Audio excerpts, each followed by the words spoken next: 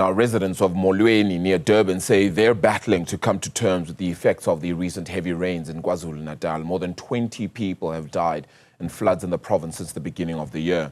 Silethiwe Ndlovu is speaking to community members and joins us live now. Just a sense then, Silethiwe, from some of the community members that this is something that they've experienced before, but still difficult to come to terms with, and asking for at least more help from government at the very least here.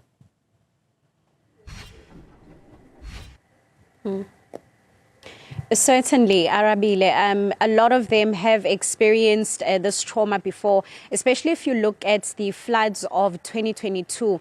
A lot of people were affected by those floods, but also we have been seeing recent heavy rain and flooding in the province, which has also led to a lot of people being traumatized afterwards. Now, a lot of residents that we've been talking to here in Molweni have mentioned how the recent rains have left them living in a state of constant fear.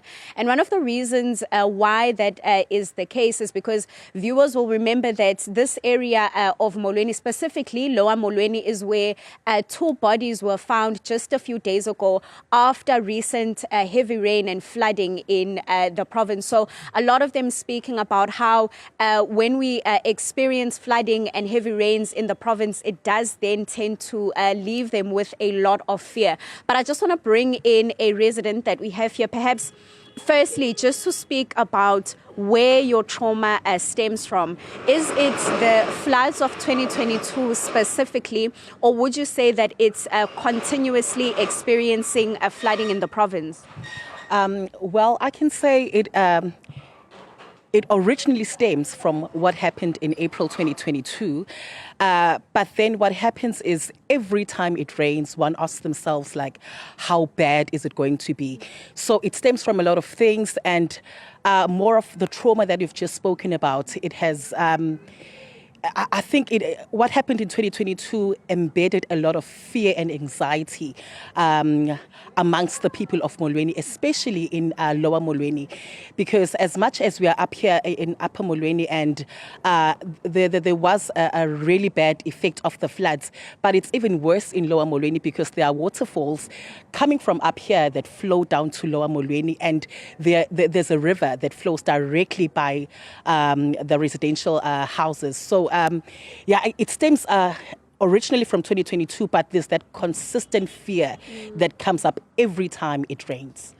Talk to me about that constant fear that you have. Is it because of the rain specifically, or could it be perhaps of the area that you live in?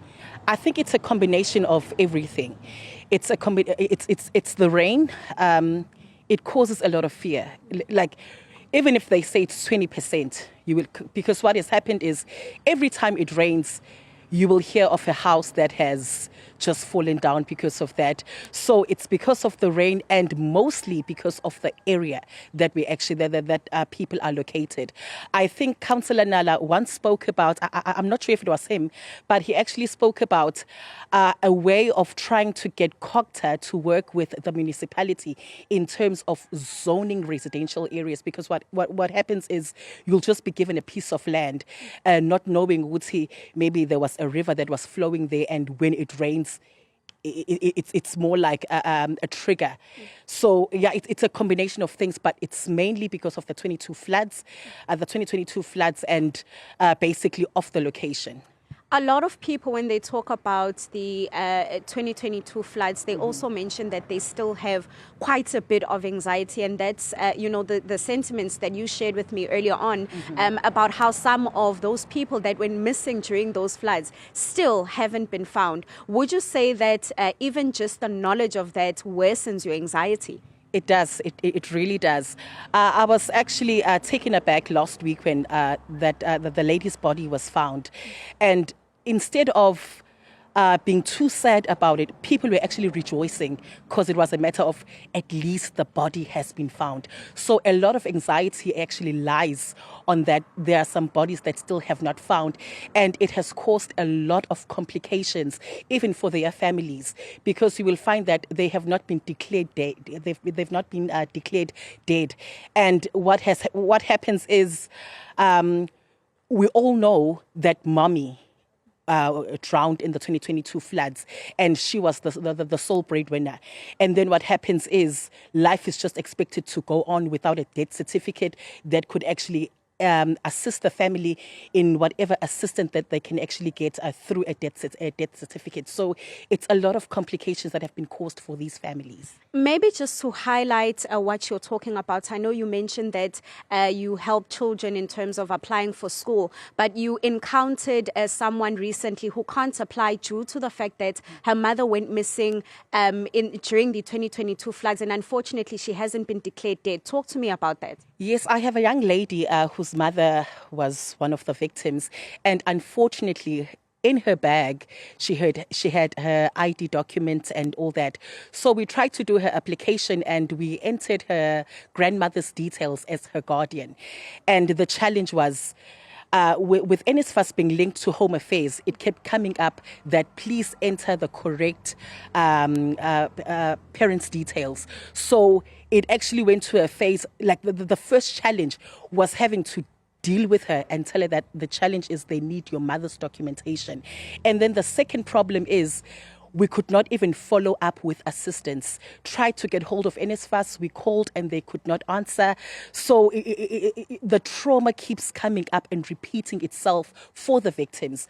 So I don't know, we've been actually talking to with the counsellor, and he's been trying to stress that we need to find assistance through courts and the Department of Home Affairs to find a way to actually declare these people dead so that they can actually get death certificates so that life can go on for their families. And maybe just lastly, before I let you go, would you be of the opinion then that there are a lot of people in the province that do need post-trauma counselling, particularly when you're looking at the floods of 2022 and the recent heavy rainfalls that we've experienced here in the province, where unfortunately some of them, we find that there's people that lost their lives. Mm-hmm. Also, I know you mentioned that there's a lot of males that act quite strong. Would you be of the opinion then that we do need some sort of post-trauma counselling? Most definitely, most definitely.